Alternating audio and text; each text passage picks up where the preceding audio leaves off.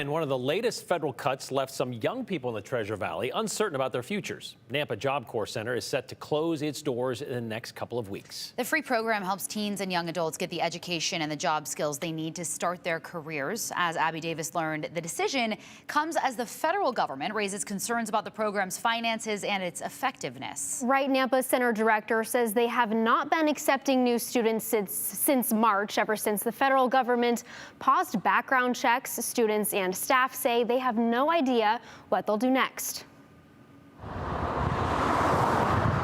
Just down Ridgecrest Drive sits Centennial Job Corps, a vocational school for at-risk teens and young adults. I was involved in gangs, violence, drugs, and it changed my life. They can come and get their GED, their high school, their driver's license, but most importantly, they come to train for a career technical trade. But now the Northeast Nampa campus is emptier than usual.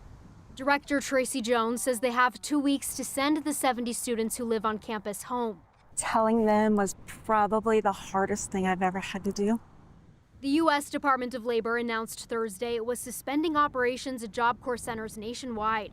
The government blames a projected $213 million deficit and what they call poor results for students. DOL data shows on average less than 40% of students graduate from the program. It also shows the government spends about $80,000 per student each year, but after they leave, most earn less than $20,000 annually. I think that what they're doing is just despicable, what they're doing to our students and our staff. And they are not looking at the whole picture. By them defunding the program, it can mess up a lot of kids' lives, just like mine. 17-year-old Timothy Bjorquez came to the Job Corps in January. I was going to join the U.S. Navy and be an underwater welder, but without my certificates, I really can't do anything. It's really hard because I wasn't motivated in school until I came here.